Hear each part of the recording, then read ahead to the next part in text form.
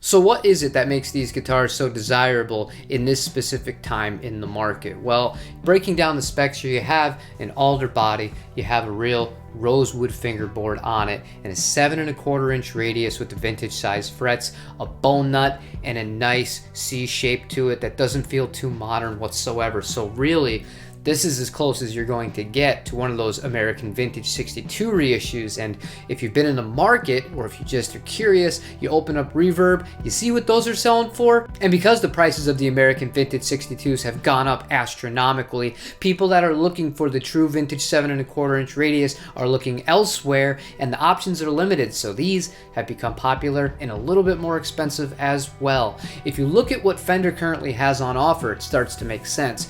Even at the classic vibe level, they do have double-bound Telecasters, and they do have a few colors and special runs that come out here and there, but 9½ inch radius. You go to Fender Mexico here, the only production guitar that they make that has a double-bound body on it as of filming this video is the Jason Isbell. That comes in one finish, a 3-tone sunburst that is road worn. So that really has to be your thing for that to be an option. Fender USA, the American originals didn't have the 7¼ radius. They had a 9½, much more modern feeling. I mean, that's not the end of the world, but if you're really going after that old school vibe, this is just a little bit more correct in that sense with the feel of the neck. Other than that, you have the American Ultras, but that's its own thing. That's really not based on a classic whatsoever. So really, your options are pretty limited And when you consider all of these things, it becomes much more understandable why guitars like this have started to also rise in value. But that being said here, the only real negative, if you want to call it one, that this guitar has compared to, a higher end instrument is really just the electronics and the pickups mainly. I mean, you get your mini alpha pots and that's whatever. We can have a discussion about tone pots all day and whether or not the full-size ones really make a huge difference or not. We won't do that in this video, but the pickups themselves, you do notice it compared to, playing a higher end instrument. And for example, even the JV that I put the Fralins into, it's a significant difference between that and the stock Japanese electronics. But outside of that one deficiency, if you even want to call it that, you might be perfectly happy with how this thing sounds straight out of the box.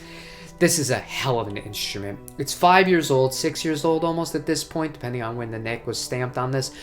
It's flawless. It does have the vintage fret wire on it. It feels so good in my hands. The fretwork is fantastic. It plays itself, and it really puts me into that kind of vintage vibe to it. And it might not seem like a huge difference, and sometimes depending on the kind of music that I'm playing, jumping between 7 1/4 and 9 1/2 isn't that big of a deal, but sitting and kind of just like noodling around and writing whatever comes to mind, I tend to find myself something a little bit more unique and different when I pick up a guitar like this. But to wrap this video up, as you guys know, I love Fender Japan. This is not a sales pitch. This guitar is not for sale. However, all we can hope for going into the future here for the people that do want the 7 1/4 radius is that Fender do one of two things going forward.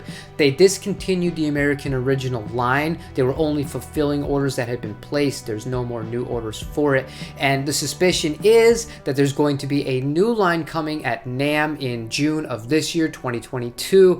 What I would love for them to do was do what they used to do in the 2000s and 2010s early on. They would offer a straight up kind of vintage style with the old school style radius, with the kind of different neck profiles and the regular pickups and stuff like that. But they'd also give you the option of having a hot rodded version, which did have the modern radius. So at the end of the day here, you really could get whatever you wanted and still get the same double bound aesthetic. And I don't know where these things are going to be priced. If you held a gun to my head and asked me right now, I would say anywhere between $2,300 and $2,500 with the way that Fender's been increasing their prices and falling in line with the market as is. So guitars like this and the 62 are still going to, maintain their value to a little bit. Maybe even this one will go up a little bit more. But that being said, all we can do, balls in Fender's court, we just got to sit and wait, because these are just something else. I love double bound Telecasters. I could just sit here and talk about them all day, but I would probably bore you. So